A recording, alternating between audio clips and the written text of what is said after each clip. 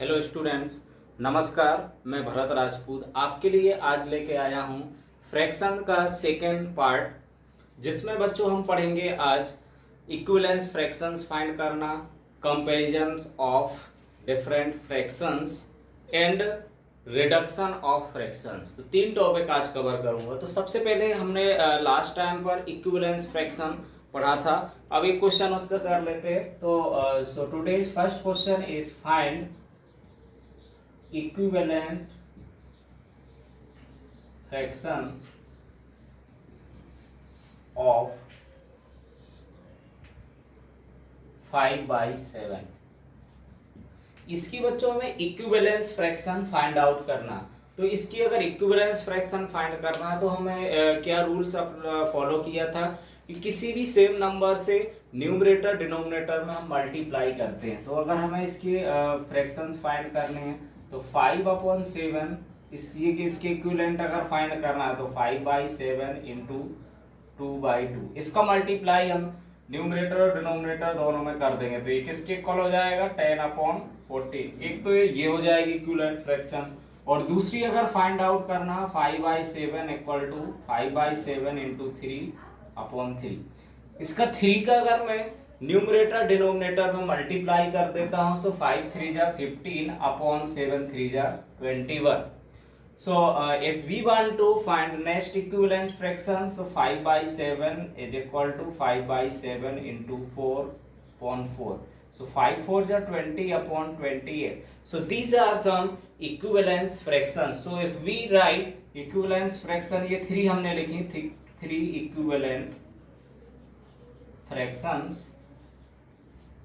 of 5/7 are 10/14, 15/21, 20/28। अच्छा बच्चों, अगर हम इसको रिड्यूस कर दें, सिंपल फॉर्म में अगर राइट कर दें, so these all equivalence fraction would be equal to 5/7। तो वो इसके ही इक्वल होगी। इस तरीके से हम इक्विवेलेंस फ्रैक्शन फाइंड कर सकते हैं। अब बच्चों नेक्स्ट टॉपिक है हमारा reduction of fraction in lowest form. हम फ्रैक्शन को लोएस्ट फॉर्म में कैसे रिड्यूस करेंगे।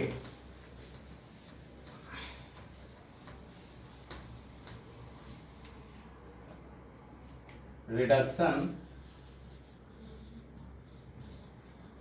Of fraction in lowest form.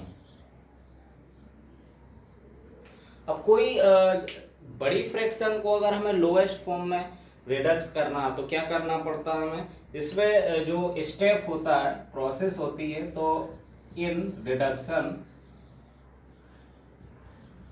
We divide by common factor to numerator and denominator. Numerator और डिनोमिनेटर को हमें डिवाइड करना पड़ता है, किससे, कॉमन फैक्टर से हमें डिवाइड करना पड़ता है। तो इस टाइप से एक अगर हम एग्जांपल देखते हैं, for example reduce 6/8, 9/12 and 15/20 in lowest form. इनको बच्चों में लोएस्ट फॉर्म में रिड्यूस करना है। तो सबसे पहले हम फर्स्ट फ्रैक्शंस की अगर बात करते हैं तो फर्स्ट वन इज 6/8। इसको अगर रिड्यूस करना है तो ये इसको हम कॉमन फैक्टर क्या हो जाएगा, दोनों का कॉमन फैक्टर 2 से डिवाइड करेंगे। तो 2 से हमने इसको डिवाइड करा और 2 से इसको डिवाइड करा। तो बच्चों जब हमने 2 से डिवाइड करा 6 को तो ये कितना जाएगा यहाँ पर 3 और अपॉन 4।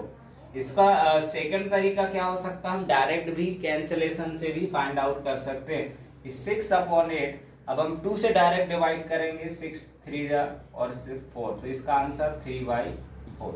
ऐसे हम अभी स्टार्टिंग में समझने के लिए हम इंडिविजुअली 2 से डिवाइड करेंगे, बाद में हम एक डायरेक्ट फाइंड आउट कर सकते हैं कि कैसे रिड्यूस करेंगे। Second one is 9/12। So student, this fraction in numerator and denominator, these are not divisible by 2, so we check another number so these are divided by 3, so we divide these number by 3, so answer becomes 3 3 ja 9, 3 4 ja 12. And now next one is 15 by 20. So 15 by 20, 15 and 20 have common factor 5. So we divide both numerator and denominator by 5. We get 3 by 4. So if we check that these all fractions are equivalent fraction. एक और भी आपसे question पूछ सकता है कि ये किसकी इक्विवेलेंट फ्रैक्शंस होगी, तो हम बोल सकते हैं कि these fractions are equivalent of 3/4 की इक्विवेलेंट फ्रैक्शन हो जाएंगी। इस तरीके से हम रिड्यूस कर सकते हैं किसी भी फ्रैक्शंस को, उसके लोएस्ट फॉर्म में रिड्यूस कर सकते हैं। अब आता है बच्चों कंपैरिजन ऑफ फ्रैक्शन। फ्रैक्शंस को हम कैसे कंपेयर कर देंगे कि कौन सी बड़ी है कौन सी छोटी है। तो कंपैरिजन में हमें समझना रहता है इनइक्वालिटी, ये इनइक्वालिटी में क्या आता है,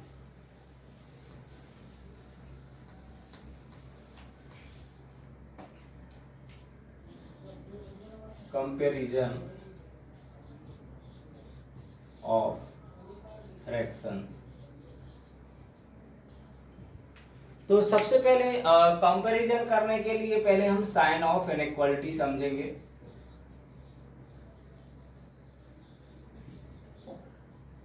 आपको बच्चों पता है इक्वल का साइन क्या होता है, इक्वालिटी, इक्वालिटी का साइन ये रहता है। अब साइन ऑफ इनइक्वालिटी, इनइक्वालिटी के दो साइन होते हैं हमारे पास, एक इसको ऐसे डिनोट करते हैं, इसको लेस देन बोलते हैं, और second one is greater then. दोनों में क्या फर्क है, this is less than and this is greater then.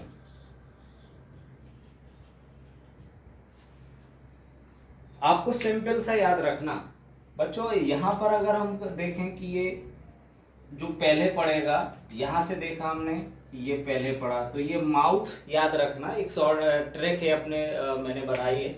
ये अगर ये यहां से देखते हैं तो ये कैसे दिखता है, ये किसी बर्ड की चोंच के जैसे दिखता है, तो ये चोंच के जैसा दिख रहा है, इसका मतलब कोई छोटा ऑर्गेनिज्म होगा।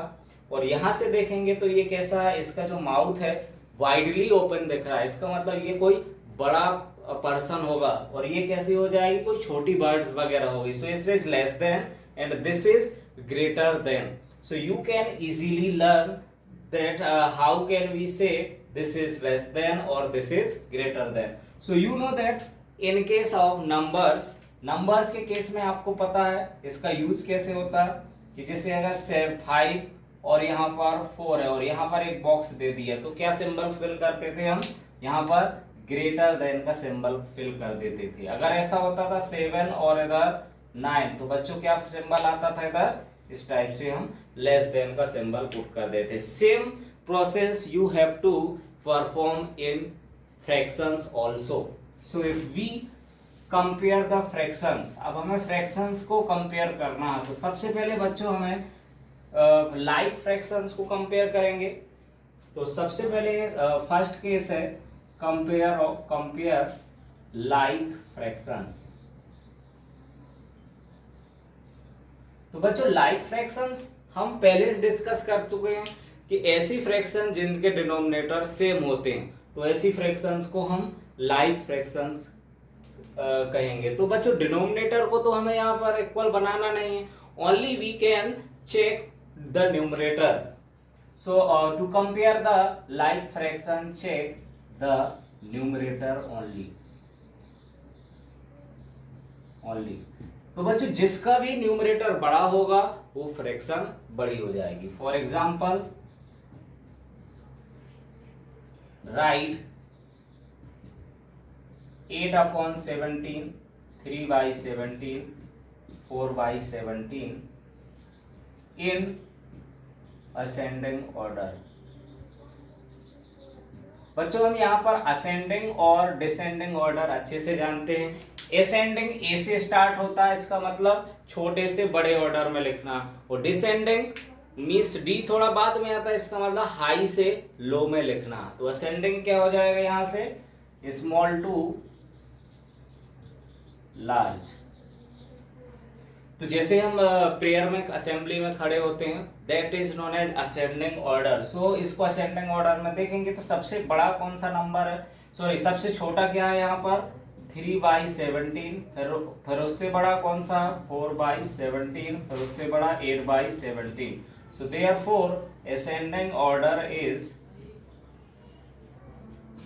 3/17, 4/17, 8/17. So this is the ascending order of these like fraction. So we can find easily the compare of like fraction. Now other form is comparison of unlike fraction. अब unlike fractions को कैसे compare करेंगे हम?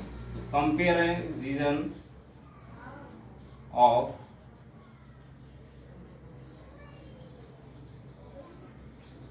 तो बच्चों यहाँ पर जब हमें अनलाइक फ्रैक्शंस का कंपेयर करना है तो इसमें हम दो तरीके की अनलाइक फ्रैक्शंस पढ़ेंगे। फर्स्ट वन में ऐसी फ्रैक्शन जिनके न्यूमरेटर कैसे हो, सेम हो, और क्या हो, डिनोमिनेटर डिफरेंट हो।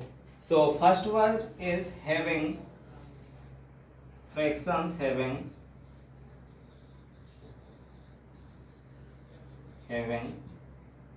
same numerator but different denominator। इनके न्यूमरेटर बच्चों सेम हो लेकिन डिनोमिनेटर डिफरेंट हो। तो याद रखना, इसको थोड़ा सा हम प्रैक्टिकल वे में समझेंगे। जैसे हमारे पास 3/5 है और दूसरा क्या है 3/7 है। अब इन दोनों को अगर मुझे कंपेयर करना है तो यहाँ पर हम क्या लॉजिक लगाएंगे, ये फर्स्ट ए है, इधर हम सेकंड वाले को भी लिख लेते हैं। ऐसे 2-3 क्वेश्चंस लिख लेंगे हम। तो 4/9, 4/30, ये दोनों क्वेश्चंस को हमें देखना। तो बच्चों कभी भी अगर न्यूमरेटर उसका सेम हो तो हम देखते हैं कि उसके कितने ज्यादा पार्ट्स करेंगे। जितने ज्यादा आप पार्ट्स करोगे उतना फ्रैक्शन छोटा होगा। तो फर्स्ट वाले में देखना हमने 3 के कितने पार्ट्स करे, 5 पार्ट्स, और इसमें कितने करे 3 के 7 पार्ट्स। तो ऑब्वियसली दिस इज लेसर, ये लेस होगा। तो यहाँ पर सिंबल क्या आएगा, ये ग्रेटर देन आ जाएगा। दूसरे केस में बच्चों हम बात करते हैं। दूसरे में क्या 4/9, 4 के कितने पार्ट्स करे हमने 9 पार्ट्स करे। अच्छा इधर 19 कर लेते हैं। 4 के हमने 19 पार्ट्स करे और यहाँ पर 4 के कितने पार्ट्स करे 13। तो अगर 4 के अगर इसके मैं 19 पार्ट्स कर दूंगा, इसके अगर 19 पार्ट्स कर दूंगा, एक पार्ट्स कैसा होगा, ज्यादा छोटे छोटे टुकड़े होंगे, और इसके 13 पार्ट्स करूंगा तो बड़ा कौन सा होगा बच्चों, 13 वाला बड़ा हो जाएगा। तो ये यहाँ पर लेस देन वाला सिंबल आ जाएगा, because 4/19 is less then that of 4/13। तो इस तरीके से हम फ्रैक्शंस का कंपेयर कर सकते हैं जिनका न्यूमरेटर सेम हो लेकिन डिफरेंट डिनोमिनेटर हो। तो ये बच्चों किसके अंदर आ जाएगी, अनलाइक फ्रैक्शंस के अंदर ही आएगी। अब हमारा जो सेकंड टाइप है अनलाइक फ्रैक्शंस में, उसमें न्यूमरेटर भी डिफरेंट हो और denominator is also different. So in second case fractions having different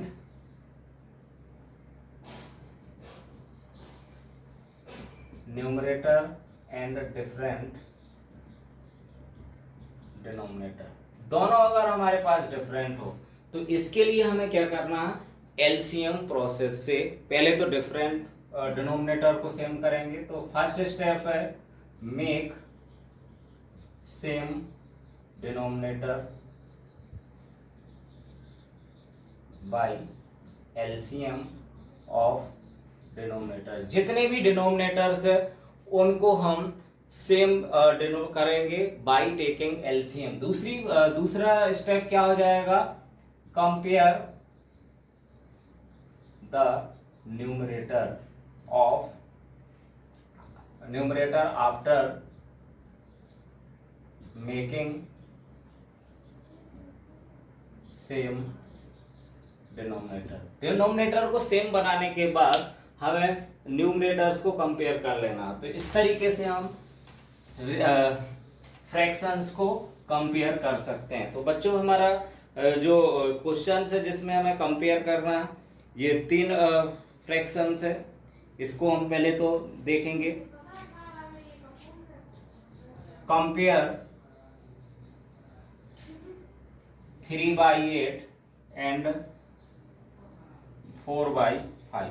अभी बच्चों हमें कोई कुछ भी आइडिया नहीं लग रहा कि इनमें कौन सी फ्रैक्शंस बड़ी है या छोटी है। तो सबसे पहले हम डिनोमिनेटर का एलसीएम लेते हैं। तो पहले हम बच्चों एलसीएम लेंगे, LCM of 8 and 5 equal to. तो बच्चों इसका एलसीएम आप कैसे लेते हो?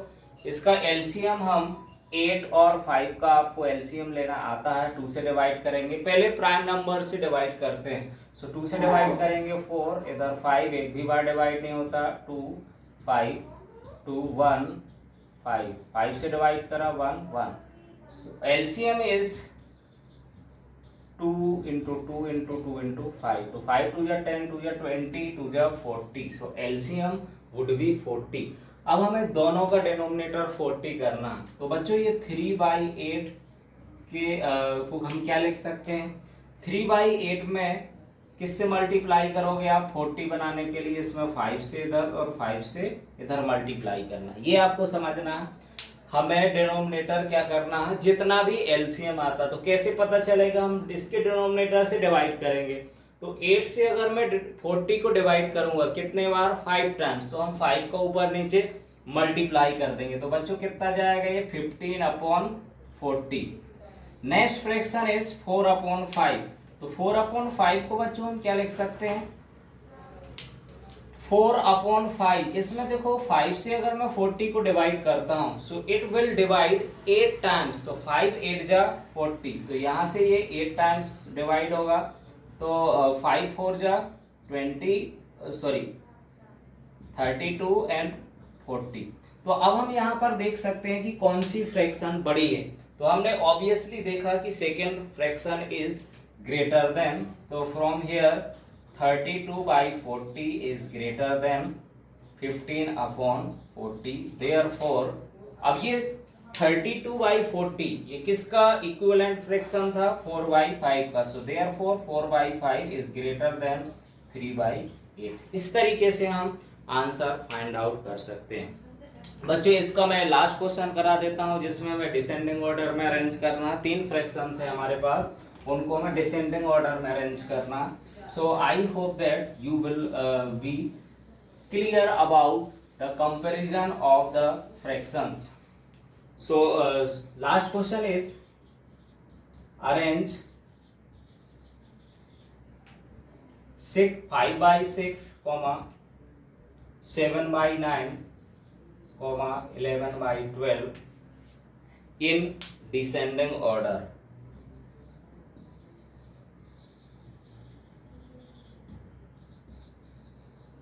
तो बच्चों डिसेंडिंग ऑर्डर क्या हो जाएगा? इस तरीके से decreasing order. Descending means decreasing. तो सबसे पहले हम इनका एलसीएम फाइंड आउट करेंगे। सो एलसीएम ऑफ 6 9 12 इक्वल टू। तो एलसीएम आपको फाइंड करना, ये सबको आना चाहिए बच्चों एलसीएम। सबसे पहले हम किस नंबर से डिवाइड करेंगे? We will divide all numbers by 2। सबसे छोटा प्राइम नंबर 2 होता है, तो 2 से डिवाइड करेंगे। 3 ये डिवाइड नहीं हो रहा, तो 3 एज इट इज, और 3 6 जा 2। अगेन 2 से डिवाइड करेंगे, जब तक भी 2 से डिवाइड होता है ये 3। अब बच्चों ये 3 से डिवाइड करेंगे, 1 1 1। So LCM of these numbers would be, क्या एलसीएम आ जाएगा बच्चों यहाँ पर? अच्छा सॉरी, यहाँ पर ये 9 ही रहेगा, और ये कितना हो जाएगा? 6। तो यहाँ पर अभी भी 9 है, तो यहाँ पर 3। Again it is divided by 3, so 1 1 1। So LCM is 2 into 2 into 3 into 3। तो कितना जाएगा बच्चों यहाँ पर? 3 3 जा 9, 2 जा 18, 2 जा 36। तो एलसीएम इज 36। तो यहाँ पर अगर हम 36 इसका एलसीएम ले लेते हैं, 5/6 को क्या लिख सकते हैं? यहाँ पर देखना है। सो 5/6 इज इक्वल टू, अब इसमें किससे मल्टीप्लाई करना पड़ेगा? इसके डिनोमिनेटर से डिवाइड करो एलसीएम को 6 टाइम।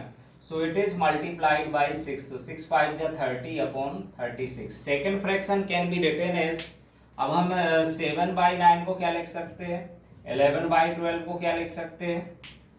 तो यहाँ पर मैंने इसका एलसीएम अगेन कितना आया था 36, तो 9 से अगर मैं डिवाइड करूंगा 36 को कितने बार, 4 टाइम्स, तो 4/4, 7 4 जा 28 अपॉन 36। इसको अगर हम देखेंगे तो 11/12 3 बार, तो 33 अपॉन 36। तो बच्चों अगर हमें डिक्रीजिंग ऑर्डर में लिखना है तो क्या हो जाएगा, डिक्रीजिंग ऑर्डर। तो देखा हमने सबसे बड़ी फ्रैक्शन कौन सी आ रही है, सबसे बड़ी फ्रैक्शन यहाँ पर, इसको टॉप प्रायोरिटी देंगे, फिर ये आ जाएगी, फिर ये आ जाएगी। तो डिक्रीजिंग ऑर्डर क्या होगा, पहले सबसे टॉप पर किसको रखेंगे, 11/12, 7/9 और फिर 5/6। इस तरीके से हम अरेंज कर सकते हैं या कंपेयर कर सकते हैं वेरियस फ्रैक्शंस को। तो स्टूडेंट्स आपको कैसा लगा मेरा वीडियो, लाइक जरूर करें। आप उसमें अगर कोई सजेशन हो तो कमेंट बॉक्स में कमेंट जरूर करें कि सर क्या प्रॉब्लम है। अगर आपको क्वेश्चन से रिलेटेड कोई डाउट है तो मुझे व्हाट्सअप कर सकते हैं, टेलीग्राम पर भी मेरा चैनल है, उस पर भी आप सब्सक्राइब कर सकते हैं। और बच्चों बेल आइकन जरूर प्रेस करना, ज़्यादा से ज़्यादा आप लाइक करें, दोस्तों को शेयर करें। थैंक यू बच्चों।